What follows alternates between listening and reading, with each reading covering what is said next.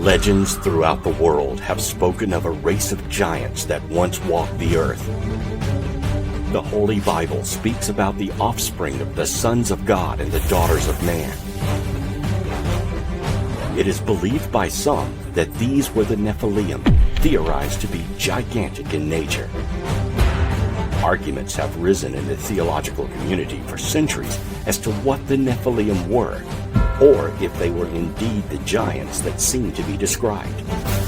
However, what cannot be argued is that Judeo-Christian doctrines are not the only ones to speak of a giant human species. Who were these giants that once roamed the earth?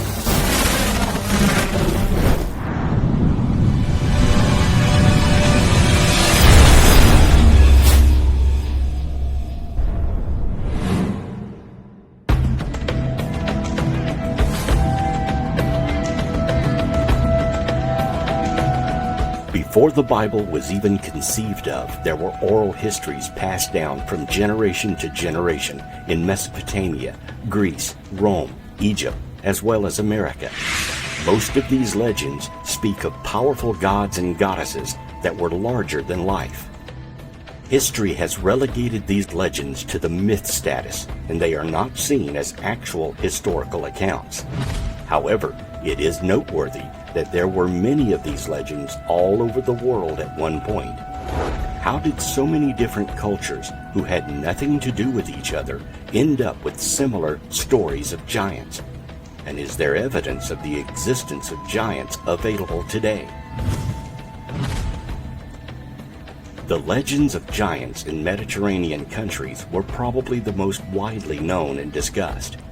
Beyond the biblical accounts, such as David and Goliath, there are the accounts of the Babylonian king Gilgamesh. In stone tablets that have been recovered, there are images carved of Gilgamesh taking on a lion. And looking at the scale of the ancient carvings, it appears this man had to have been at least 12 to 15 feet tall, taking into consideration the size of the lion he is portrayed to have slain. Gilgamesh lived sometime between 2800 and 2500 BC. He is the main character in the Epic of Gilgamesh, a Mesopotamian poem that is considered the first great work of literature. In the epic, Gilgamesh is a demigod of superhuman strength who built the city walls of Uruk to defend his people and survive the Great Deluge.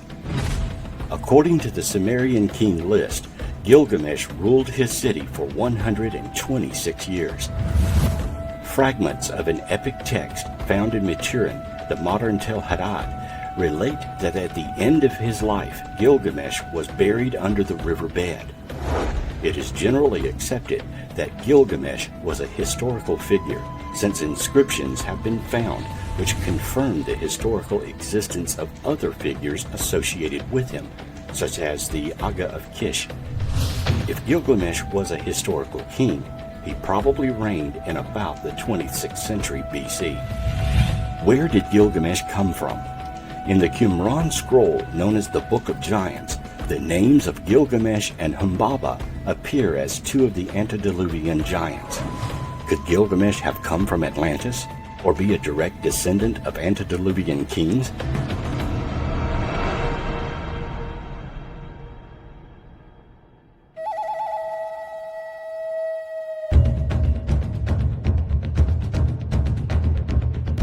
If giants existed in the past, where is the evidence? You may be surprised to find that it's been and is being discovered all over the world. Skeletal remains of giants have been discovered throughout American history and even further back. According to Native American Paiute oral history, the Sitka are a legendary tribe whose mummified remains were allegedly discovered under 4 feet of guano by guano miners in what is now known as Lovelock Cave in Lovelock, Nevada.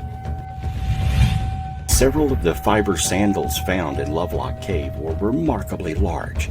and one reported at over 15 inches in length was said to be on display at the Nevada Historical Society's museum in Reno in 1952. The Paiute tradition asserts that the Satika people practiced cannibalism, and this may have had some basis in fact. During the 1924 excavation of the cave, a series of 3 human bones were found near the surface towards the mouth of the cave. These had been split to extract the marrow, as animal bones were split, and probably indicate cannibalism during a famine. As reported in the Nevada Review-Minor newspaper on June 19, 1931, in February and June of 1931, 2 very large skeletons were found in the Humboldt dry lake bed near Lovelock. One skeleton was 8.5 feet tall and was later described as being wrapped in a gum-covered fabric not unlike Egyptian mummies. The other was almost 10 feet tall. It was said that all the tribes of the area stood together against these giants and chased them into a cave. The giants refused to leave the safety of the cave, so the Paiutes, along with other tribes, set the cave on fire. The cave then collapsed during an earthquake, sealing the entrance shut. When the area was mined for fertilizing materials, there were several fossils discovered in the early 1920s.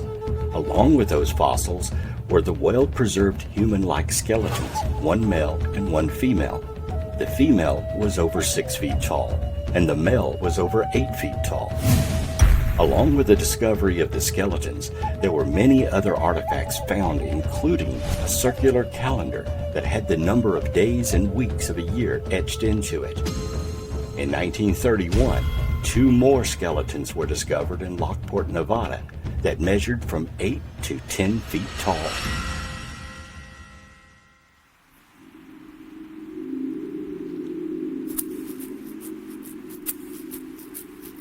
During the past few years, a huge controversy has emerged accusing the Smithsonian and a host of skeptics and archaeologists of covering up the discovery of hundreds of giant skeletons from Native American Indian mounds. Jim Ďuriča is one of the key people who began uncovering hundreds of newspaper accounts of giant skeletons. To date, Ďuriča has pulled together about 1,500 accounts from newspapers and books published in the 1800s and early 1900s. One intriguing set of giant skeleton reports he found factual was the Arkansas Chickasaw Mound reports of many large skeletons found at the site. Many skeletons ranging from 8 to 9 feet in length had been found there. As late as 1976, a 7-foot-tall skeleton was found at the site. For the Smithsonian to have found skeletons that were 7 feet tall by chance alone is improbable. The height of many of the individuals entombed in ancient American mounds was far taller than the general populace, far beyond what could be explained by simple chance.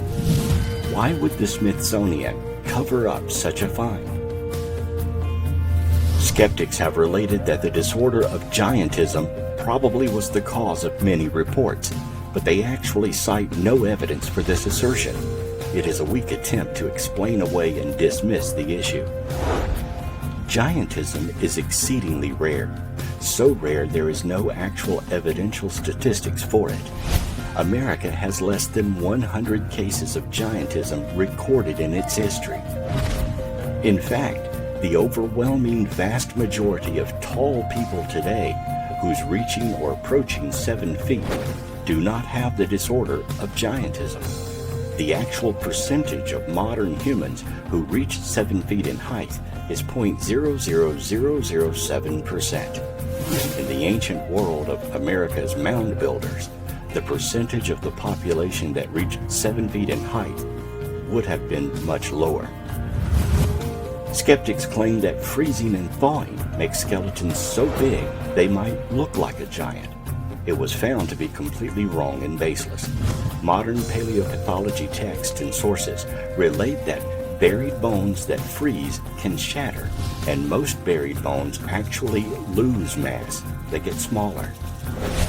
There are also a host of Native American legends that were reported to ethnologists, detailing a race of giants who invaded the regions where mounds were found. These giants became the leaders and priests of the tribes. Over time, these ruling people, chosen through heredity, became corrupted and were exterminated. You may be surprised at the number of giant skeletons that have been uncovered throughout modern history. There is a number of discoveries that didn't make it to mainstream historical knowledge. Large bones in stone graves in Williamson County and White County, Tennessee, were discovered in the 1800s. The average stature of these giants was 7 feet tall. Giant skeletons were found in the mid-1800s in New York State near Rutland and Rodman. In 1833, soldiers digging at Lompoc Ranchero, California, discovered a male skeleton 12 feet tall. The skeleton was surrounded by caved shells, stone axes, and other artifacts. The skeleton had double rows of upper and lower teeth. Unfortunately, this body was secretly buried because the local Indians became upset about the remains. A giant skull and vertebrae were found in Wisconsin and Kansas City as well. A giant found off the California coast on Santa Rosa Island in the 1800s was distinguished by its double row of teeth, common among giant skeleton finds. A 9-foot 8-inch skeleton was excavated from a mound near Brewersville, Indiana in 1879. Skeletons said to be of enormous dimensions were found in mounds near Zanesville, Ohio, and Warren, Minnesota in the 1800s. In Clearwater, Minnesota, the skeletons of 7 giants were found in mounds. These had receding foreheads and complete double dentation, 2 rows of teeth. At La Crescent, Minnesota, mounds were found to contain giant bones. 5 miles north in Dreschbach, the bones of people over 8 feet tall were found.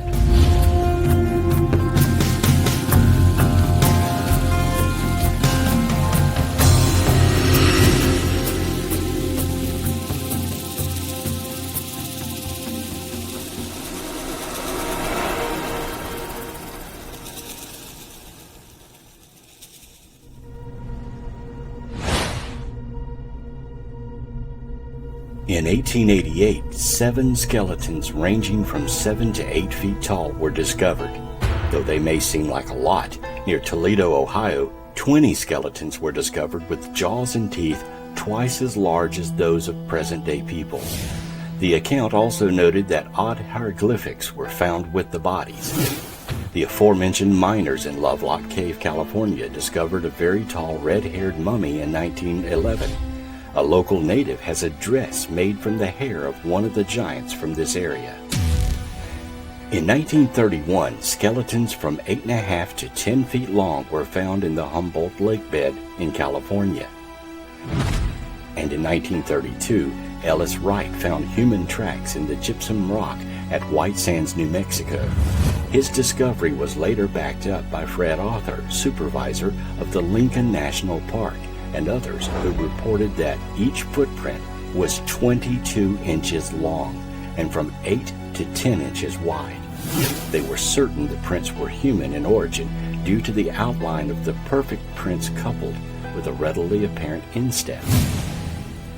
During World War II, author Ivan T. Sanderson tells of how his crew was bulldozing through sedimentary rock when it stumbled across what appeared to be a graveyard. In it were crania that measured from 22 to 24 inches from base to crown, nearly 3 times as large as an adult human skull. Had the creatures to whom these skulls belonged been properly proportioned, they undoubtedly would have been at least 12 feet tall or taller. In 1947, a local newspaper reported the discovery of 9-foot-tall skeletons by amateur archaeologists working in Death Valley. The archaeologists involved also claimed to have found what appeared to be the bones of tigers and dinosaurs with the human remains. And the Catalina Islands off California are the home of dwarf mammoth bones that were once roasted in ancient pit fires. These were roasted and eaten by human-like creatures who were giants with double rows of teeth.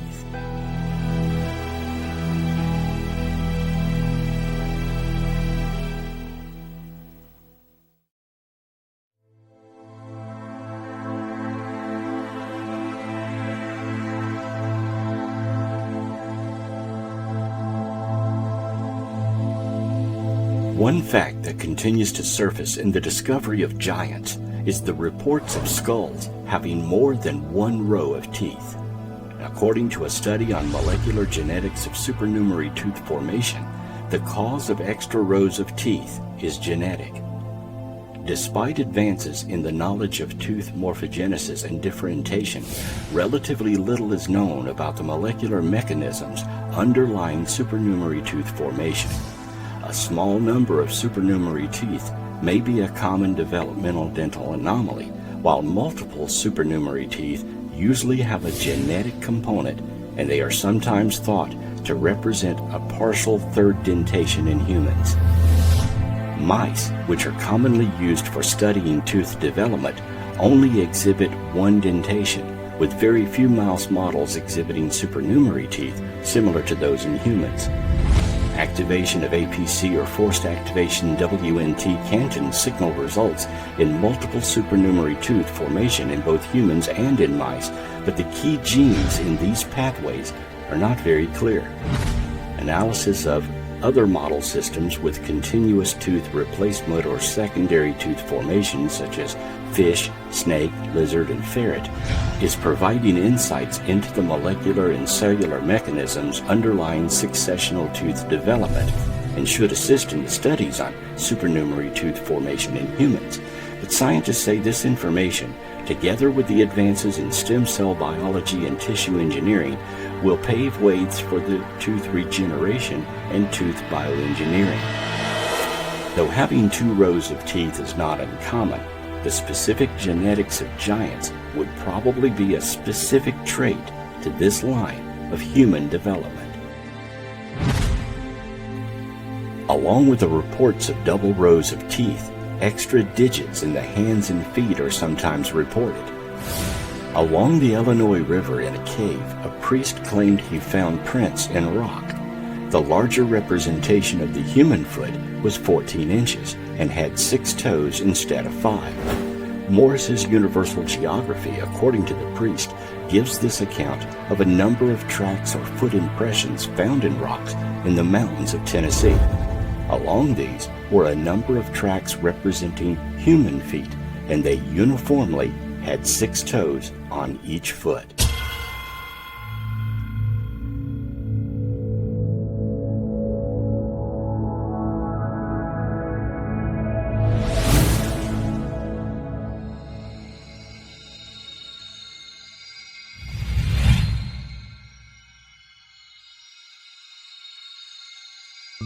Scientists are stubbornly silent about lost races of giants, such as those found in burial mounds near Lake Devlin, Wisconsin, in May of 1912. The dig site at Lake Devlin was overseen by Beloit College, and it included more than 200 effigy mounds that proved to be classic examples of 8th century woodland culture. But the enormous size of the skeletons and elongated skulls found in May of 1912 did not fit very neatly into anyone's concept of a textbook standard. They were enormous. They were not average human beings. First reported on the 4th of May 1912 issue of the New York Times, the 18 skeletons found by the Peterson brothers on Lake Lawn Farm in southwest Wisconsin exhibited several strange and freakish features. Their heights ranged from 7.6 feet and 10 feet, and their skulls, presumably those of men, were much larger than the heads of any race which inhabit America today. They tend to have a double row of teeth, 6 fingers, 6 toes, and like humans, came in different races. The teeth in the front of the jaw were regular molars. Heads usually found were elongated and believed due to a longer than normal lifespan. The Lake Devlin find of May 1912 was only one of dozens of several finds that were reported in local newspapers from 1851 forward to the present day. It was not even the first set of giant skeletons found in Wisconsin. On the 10th of August of 1891, the New York Times reported that scientists from the Smithsonian Institute had discovered several large pyramidal monuments on Lake Mills near Madison, Wisconsin. Madison was, in ancient days, the center of a teeming population of over 200,000. The excavators found an elaborate system of defensive works, which they named Fort Aztalan. The New York Times says the celebrated mounds of Ohio and Indiana can bear no comparison either in size, design, or the skill displayed in their construction with these gigantic and mysterious monuments of earth, erected we know not by whom and for what purpose we can only conjecture. On the 20th of December 1897, the Times followed up with a report on 3 large burial mounds that had been discovered in Maple Creek, Wisconsin. One had recently been opened.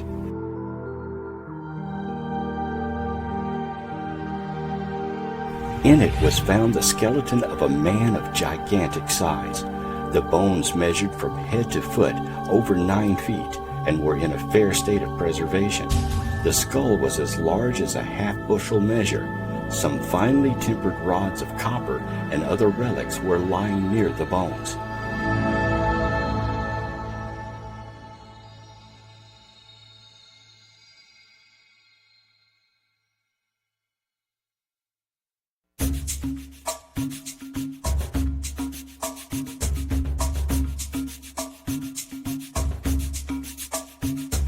Giant skulls and skeletons of a race of giants have been found on a very regular basis throughout the Midwestern states for more than 100 years. Giants have been found in Minnesota, Iowa, Illinois, Ohio, Kentucky, and New York, and their burial sites are similar to the well-known mounds of the mound builder people.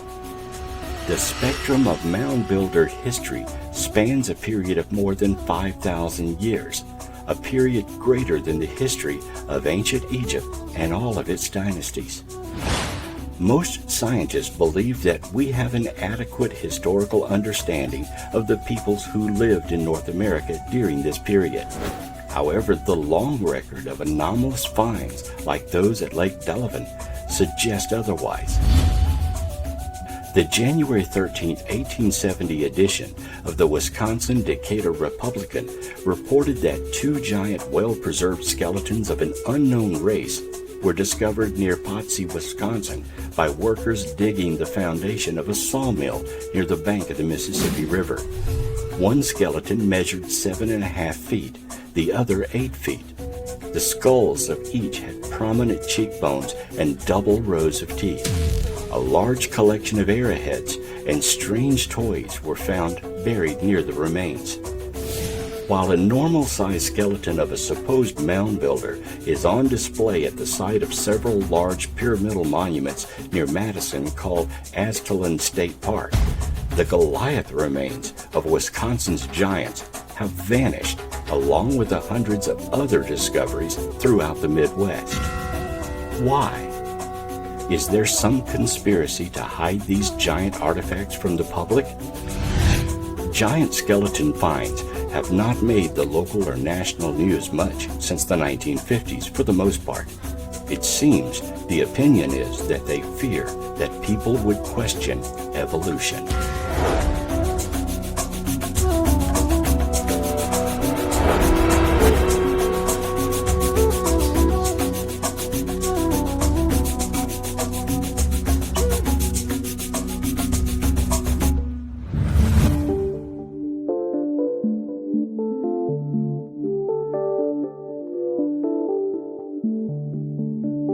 During the time of these discoveries, the Smithsonian was taking possession of nearly every giant skeleton found throughout the entire country, including the largest discovery of skeletons found in the Great Mound in Ohio.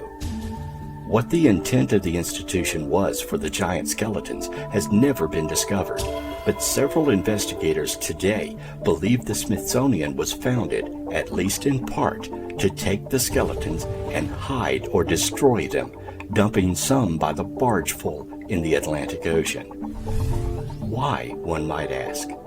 Some believe it was to hide the true history of the Earth, as giant skeletons were being discovered throughout the world in the late 1800s. And some believe it was to back up Darwin's theory of evolution. If such entities lived on Earth thousands of years ago, then Darwin's theory would be automatically called into question. Never included in history books is the fact that every Native American tribe in America tells the same tale of having to fight and kill the giants because they were man-eaters and were decimating the native tribes. Perhaps because the giants were so large, the tribes mounded dirt to bury them instead of digging graves, which would explain the hundreds, if not thousands, of mound burial sites throughout America.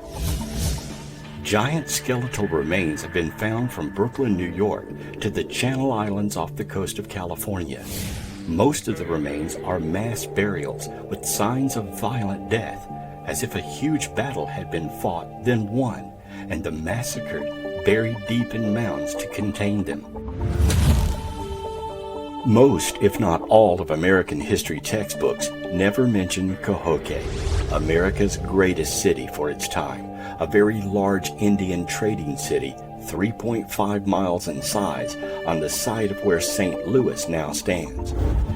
It was built about the same time of the Mayan culture and was surrounded by 120 pyramids and farmland. At its zenith, the city had 15,000 inhabitants, which compared to Paris population-wise at the time. The city existed at the same time of the mound builders, and it is surmised that they were the ones who built Cahokia. But the mystery remains, who were the mound builders? In 1170, a mysterious fire destroyed the city when it was rebuilt. Defense walls were built and new buildings, which were all smaller and fortified. The city was never populated or as powerful following that fire. No one knows how the fire started, but the homes that burned were built with thatched roofs and were easily destroyed. Archaeologists have surmised that rebels burned the town and instituted a sun imagery that was used thereafter.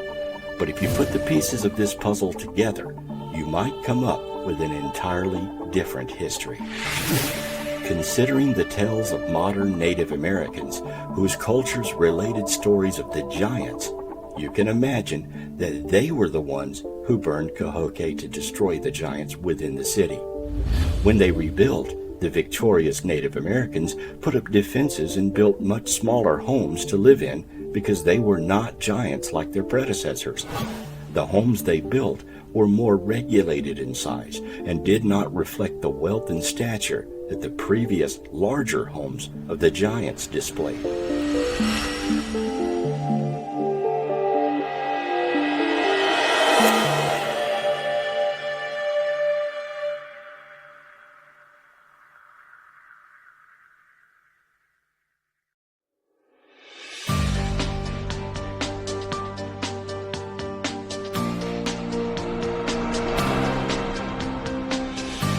David Cusick, a Tuscaroran Indian, wrote in 1825 about a giant tribe called the Rawnawakkadwa in the Ohio Valley. In his account, he wrote that other smaller tribes grew tired of the giants attacking them, so with a force of 800 warriors, they killed all the Rawnawakkadwa people. After that, there were no more giants anywhere. Cusick wrote that this happened 2,500 years before Columbus discovered America, about 1000 BC. The 1,000 giants who were massacred were laid together in heaps and covered with dirt, which again could explain the mound building prevalent in the Ohio Valley. One amazing fact withheld from history books is that virtually every explorer who came to the New World encountered giants. Amerigo Vespucci, Magellan, Coronado, de Soto, and Sir Francis Drake all claimed giant encounters. Historically supported by these eyewitness accounts of some of the world's most esteemed explorers of the time, these stories were also chronicled by the Spanish and other lesser-known explorers. Stories of giants that occupied Europe comes from the Middle Ages and involves a surprising figure, St. Christopher. While modern stories of St. Christopher simply make him out as an ordinary man, or perhaps a somewhat homely man, those who actually saw him had a different story. According to his peers, he was a giant belonging to a tribe of dog-headed cannibalistic giants. Jacques de Mornay in the Golden Legend wrote of St. Christopher. He was of gigantic stature, had a terrifying mien, and was 12 cudis tall. A cudi is an ancient measurement equal to or larger than the English linear measurement of a foot. According to his ancient account, St. Christopher stood from 12 to 18 feet tall, a fact that had been hidden in or even erased from church history.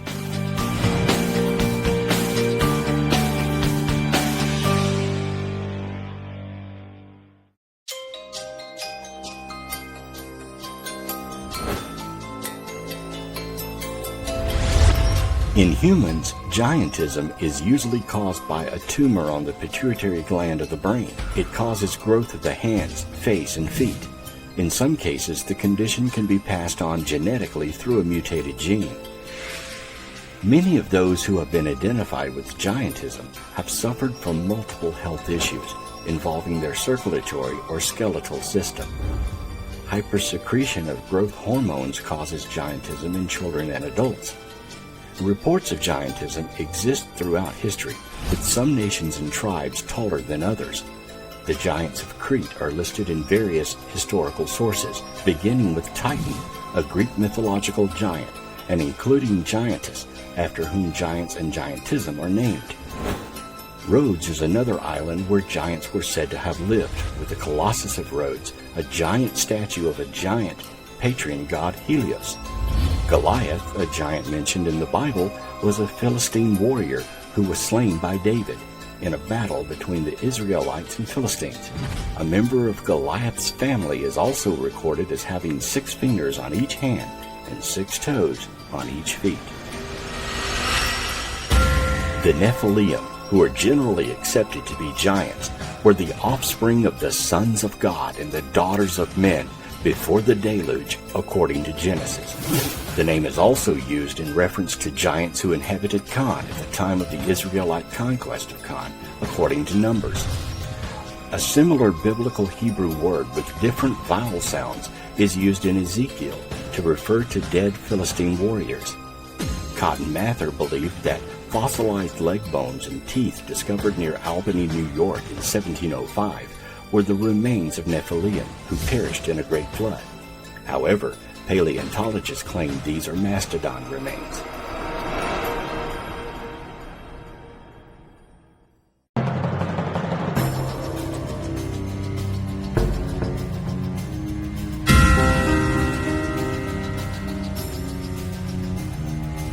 Is it possible that ancient monuments found throughout the world were actually built by giants? Legend tells that Stonehenge may have such origins. According to Geoffrey of Monmouth, the rocks of Stonehenge were healing rocks called the Giant's Dance, which giants had brought from Africa to Ireland for their healing properties. The 5th century king Ĺūrs Ambrosius wished to erect a memorial to 3,000 nobles slain in battle against the Saxons and buried at Salisbury, and at Merlin's advice chose Stonehenge. The king sent Merlin, Uther Pendragon, and 15,000 knights to remove it from Ireland, which it had been constructed on Mount Killarus by the giants. They slew 7,000 Irish, but as the knights tried to move the rocks with ropes and force, they failed. Then Merlin, using gear and skill, easily dismantled the stones and sent them over to Britain, where Stonehenge was dedicated. It is said that these kings were buried inside the giants' rings of Stonehenge. America also has a Stonehenge, dating back over 2,000 years. America's Stonehenge, sometimes referred to as Mystery Hill, is an archaeological site consisting of a number of large rocks and stone structures scattered around roughly 30 acres within the town of Salem, New Hampshire, in the northeast United States. Carbon dating of charcoal pits at the site provided dates from 2000 BC to 173 BC, when the area was populated by ancestors of current Native Americans. In archaeological chronology, this places indigenous use of the site either into the late Archaic or the early woodland time periods. It would have been in use during the time of the giants. Bones and monuments are not the only evidence suggesting the existence of giants. Huge footprints have also been discovered. In 1897, the Los Angeles Herald revealed that laborers had discovered a fossil shoe print in solid rock. The imprint was that of a shoe with a high, narrow heel and a broad, flat sole. It was so clear in the fine-grained shell in which it was found that it looked as though the owner had unwittingly put his foot right in the soft mud a day or two before. Sandal or moccasin prints have also been seen in gypsum of the White Sands in New Mexico. Ellis Wright in 1932 found tracks of human form as large as 22 inches long. The White Sands were laid down as an ancient inlet sea gradually dried up around the time of the demise of the dinosaurs. The American anthropologist published an article in February 1896 of a large stone bearing the perfect imprint of a human foot, 14.5 inches long. It was shown to members of the Ohio State Academy of Science in 1896. The stone slab had been dug from the ground in a hill 4 miles north of Parkersburg, West Virginia, some 20 years earlier. In 1938, Dr. Wilbur Burroughs, head of the geology department at Berea College, Kentucky, announced that he had discovered 10 humanoid footprints in Carboniferous sandstone on a farm belonging to Mr. O. Fennell in the hills in the southern part of Rockcastle County. The prints were 9.5 inches long and 6 inches wide. The length between footprints was 18 inches. No marks of 4 feet or a tail were found. Infrared photography revealed that there were no signs of carving or artificial markings in or around the prints. A microscopic count of sand grains indicated that the material within the prints had been impacted and created as the result of force pressing down on the firmament while it was soft. These facts show that the prints were made by the natural result of pressure from the human foot and in no way could have been duplicated by carving. The rock in which the prints were discovered was estimated to be 250 million years old. In recent years, the prints have been destroyed by vandals.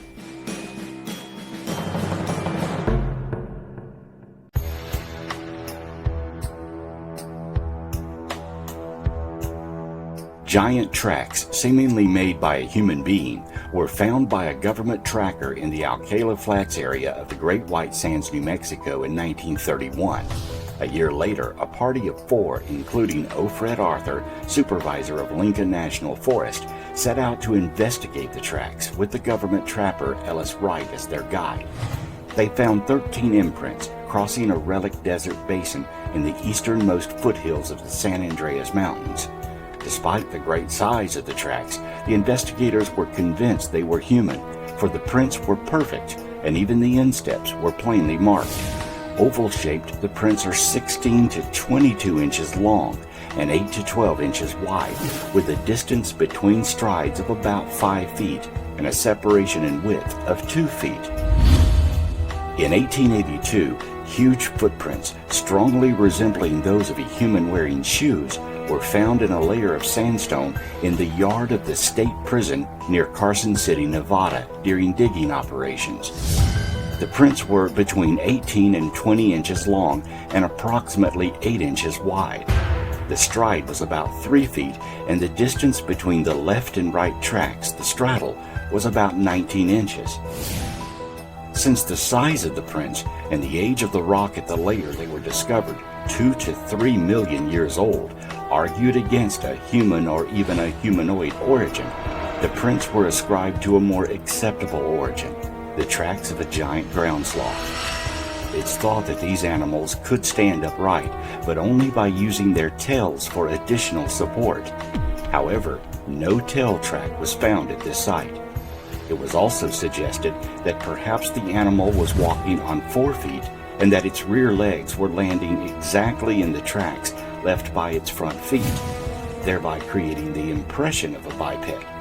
But this fails to account for the fact that the tracks show no toe marks and appear to be sandals.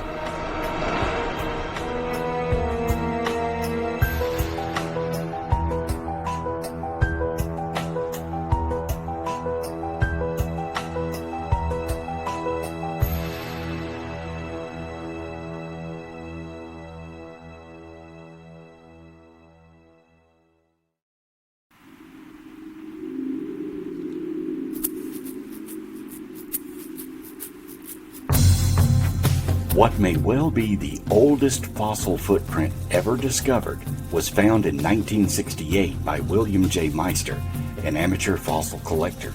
If the print is what it appears to be, the impression of a sandaled shoe crushing a trilobite, it would have had to have been made 300 to 600 million years ago, and would be sufficient to either overturn all conventionally accepted ideas of human and geological evolution, or to prove that a shoe-wearing biped from another world had once visited this planet. Meister made his potentially disturbing find during a rock and fossil hunting trip to Antelope Spring, 43 miles west of Delta, Utah. His party had already discovered several fossil trilobites when Meister split open a rock with his hammer and made the outrageous find. The rock fell open like a book, revealing on one side the footprint of a human with trilobites right in the footprint itself. The other half of the slab of the rock showed an almost perfect mold of the footprint in fossils. Amazingly, the human was wearing a sandal. Trilobites are small marine invertebrates, the relatives of today's shrimp and crabs, that flourished for over 320 million years before becoming extinct 280 million years ago.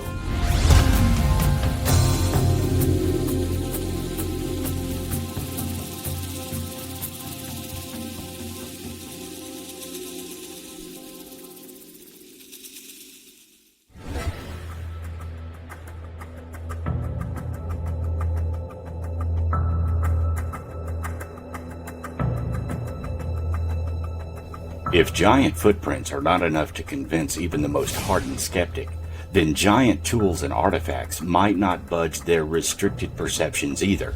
However, consider these.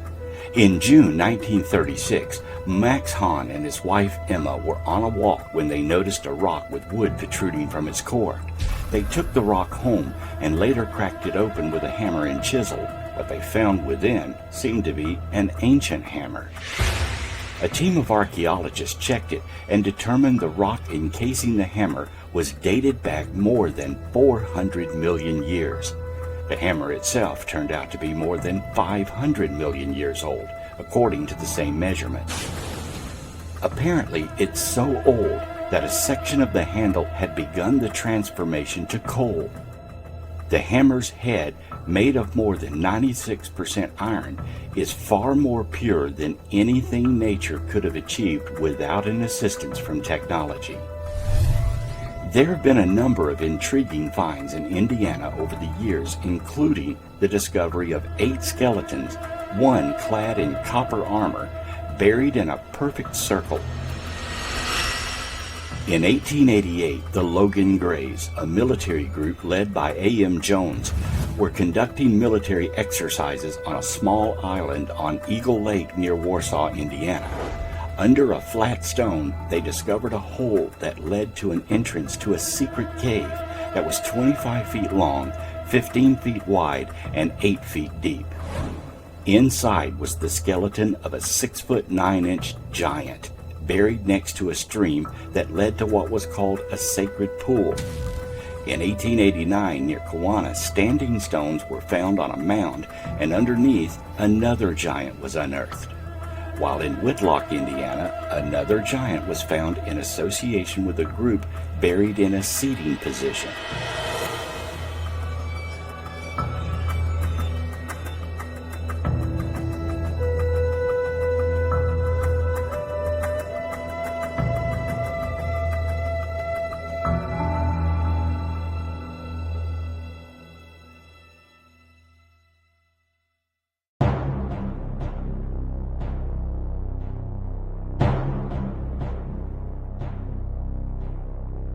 One of the largest finds on record was reported in A History of Jennings County, Indiana, published in 1885. It was reported that in 1881, a 9-foot-tall skeleton was unearthed in a local mound, along with the body of a blonde-haired child. And finally, in 1912, an enormous jaw was dug up that had double rows of teeth, a unique characteristic of some giants discovered in other parts of the country as well. What is believed to be the largest Indian stone axe in existence is among the collections of the Missouri Historical Society. The axe is made of granite. It measures 28 inches in length, 14 inches in width, and 11 inches in thickness, and weighs more than 300 pounds. When found, the pointed end was embedded in a small mound of boulders and pebbles, with the body and head of the axe exposed, the whole apparently forming a shrine or altar. The axe resembles a tomahawk pipe. Its upper end or head is slightly hollowed out, and in this depression was ceremoniously placed a small quantity of tobacco. A well-beaten moccasin trail led up the incline of the eminence on which the shrine stood, indicating that the place had long been used for religious purposes. According to Chippewa tradition, the axe has been held in veneration by these Indians from time immemorial. The Guadalupe woman is a well-authenticated discovery which has been in the British Museum for over half a century. In 1812, on the coast of the French Caribbean island of Guadalupe, a fully human skeleton was found, complete in every aspect except for the feet and head. It belonged to a woman about 5 foot 2 inches tall. What makes this of great significance is the fact that this skeleton was found inside extremely hard, very old limestone, which was part of a formation more than a mile in length. Modern geological dating places this formation at 28 million years old, which is 25 million years before modern man is supposed to have first appeared on Earth. Since such a date for a regular person does not fit evolutionary theory, you will not find Guadalupe woman mentioned in any hominid textbooks. To do so would be to disprove evolutionary dating of rock formations. When the 2-ton limestone block containing Guadalupe woman was first put on exhibit in the British Museum in 1812, it was displayed as proof of the Genesis flood. But that was 20 years before Lyell and nearly 50 years before Darwin. In 1881, the exhibit was quietly taken down to the basement and remains there to this day.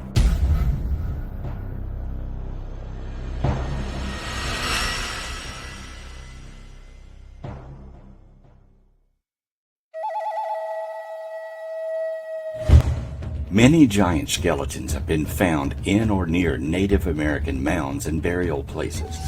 Native Americans have many legends regarding giants. Here are just a few. The Apache have a legend about Big Owl, a malicious and dangerous giant often used as a boogeyman in children's stories. In some Apache tribes, Big Owl also plays a more important mythological role as an early adversary of the War Twins. Like other legendary Apache beings, Big Owl is sometimes described as having a human form, in this case a man-eating orc, and other times an animal form such as a large horned owl large enough to carry off a child. Kiwaka are the evil man-eating ice giants of southern Wabanaki legends. According to most legends, Kiwaka was once a human being who either became possessed by an evil spirit or committed a terrible crime, especially cannibalism or withholding food from a starving person, causing his heart to turn to ice. In some Abenaki legends, the stone giants were not transformed humans, but primordial man-eating monsters defeated by the cultured hero Tlaskabi. Kalowa is a kind of hairy man-eating org from Creek mythology. Some recent Creek storytellers have translated it to gorilla. The Lofa is a malevolent org-like monster of Chickasaw folklore. His name literally means flayer or skinner, a reference to his gruesome habit of flaying the skin from his victims. In some legends, he attempts to abduct Chickasaw women. He is sometimes described as a giant, and other times as a large, hairy, smelly man, leading some people to associate him with the Bigfoot legend. 𝓸 is a giant who is the culture hero of Mohegan and Wampanoag tribes, sometimes referred to as a transformer by folklorists. 𝓸 is strongly associated with whales. In most tribal traditions, he would catch whales to feed the people, and in some stories, 𝓸 and his children eventually transform into whales themselves. 𝓸 has a wife named 𝔸Nṟ, who is a powerful medicine woman of the little people. The ll is a malevolent orc-like monster of Chickasaw folklore. In some legends, he attempts to abduct Choctaw women. In others, he is a man-eater. He is sometimes described as a giant, and other times as a large, hairy man, leading some people to associate him with the Bigfoot legends as well. His most salient feature is his smell. llዀ smell is so overpowering that a person cannot bear to be around him, making him difficult to fight. Stoneclad is a monster from Cherokee folklore. Details about Stoneclad vary from telling to telling. In some versions there is only one, while in other versions there is a whole race of Stoneclads. He is a stone-skinned giant like the stone coats of the northern Iroquois tribe. In all cases, he has rock-like plates of armor that protect him from fire, cold, and weapons. He's defeated only through sapping his magical power by destroying his talismans.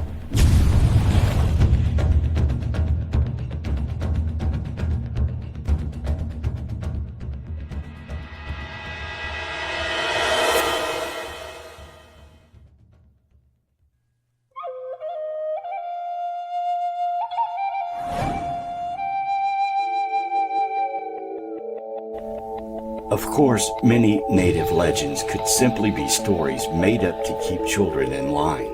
But most historians will tell you that legends are usually rooted in some truth. Native Americans who encountered giants would create stories to pass the incidents down in oral tradition. With the discovery of so many giant skeletons unearthed in the United States, it would have been impossible for Native Americans to have never encountered them. There is strong evidence that Native American folklore about giants is true. 7-foot-tall skeletons have been found in burial mounds of southeast towns that were home to the ancestors of the Creek Indians. As European settlers pushed across North America, newspapers printed stories about the discovery of giant skeletons. Some were described as being normal human beings, but very tall. Others had skulls with more primitive features. The most credible stories of giant skeletons were concentrated in the Appalachians, Cumberland Plateau, and Ohio Basin. They were typically found in graves lined with stone slabs or fieldstones, known as the stone box grave culture. In 1821, 7-foot-tall skeletons in stone-lined sarcophagus were found in a White County, Tennessee burial area. Legends from Midwest tribes tell of lightly pigmented yellow or red-haired giants living around the Great Lakes or southern Canada. Occasionally, these giants traveled south into their territories. While some encounters were benign, others resulted in warfare. The Cherokees claim to have killed the last tall white Indians while still living in Kentucky and West Virginia. Western pioneers sometimes found what they assumed were giant fossilized human skeletons along exposed banks and in caves. They described these skeletons as much thicker than modern humans. Some claimed the skulls had double rows of teeth. Several Western tribes tell of past confrontations with lightly pigmented giants with either blonde or red hair. The Paiutes claim that the giants were cannibals who hunted Paiutes for food. They repeatedly attacked the giants until their numbers dwindled. The surviving giants were cornered in a cave, then either shot with arrows or asphyxiated by setting a fire at the entrance.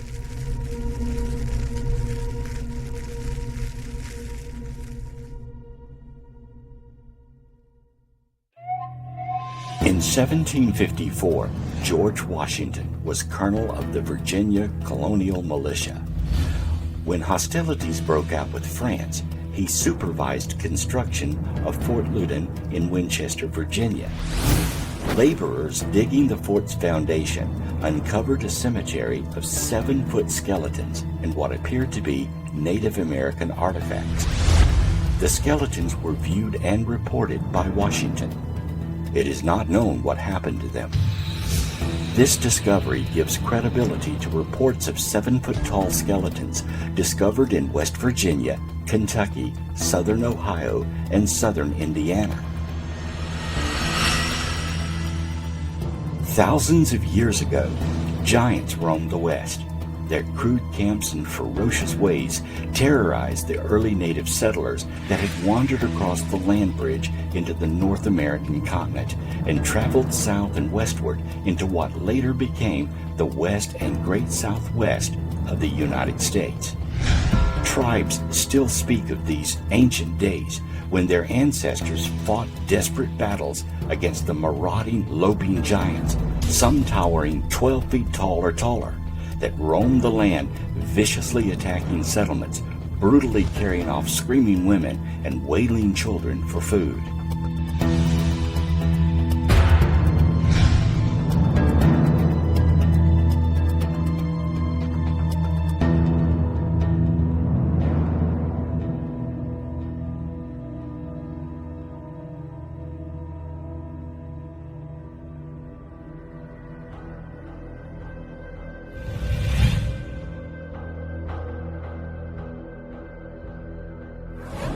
Of all the Indian mounds that exist today, most have barely been investigated.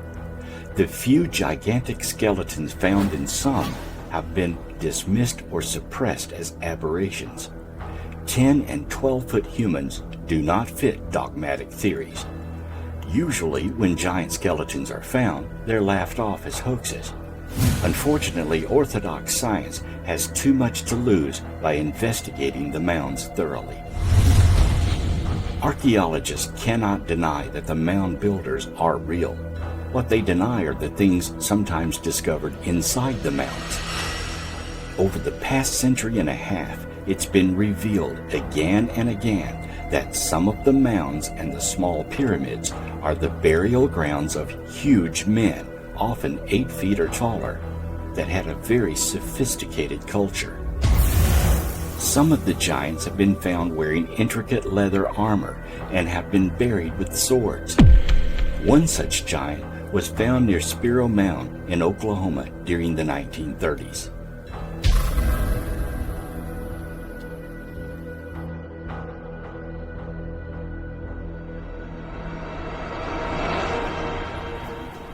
Who were these mysterious people that roamed America long before the woolly mammoths became extinct? Were they our ancestors or another race of giant humans from a civilization that predates our own? From the time settlers first set foot on American soil, we have been finding evidence of giants. Most of this evidence has been destroyed or sequestered away in order to either hide the truth or make it difficult to quantify artifacts and harder to study. There does appear to be a conspiracy to shelter evidence of giants, and it has been going on since science has been aware of the bones and materials associated with these anomalies. Our whole history would change if all the evidence of giants could be revealed. Perhaps our civilization is not yet ready to accept the existence of those lofty beings that roamed the earth centuries ago. Or perhaps others have made that decision for us, and we are left with only scant remnants of a civilization larger than life. Eventually, more evidence and artifacts will be discovered. Perhaps then we'll have a more complete picture of our gigantic history.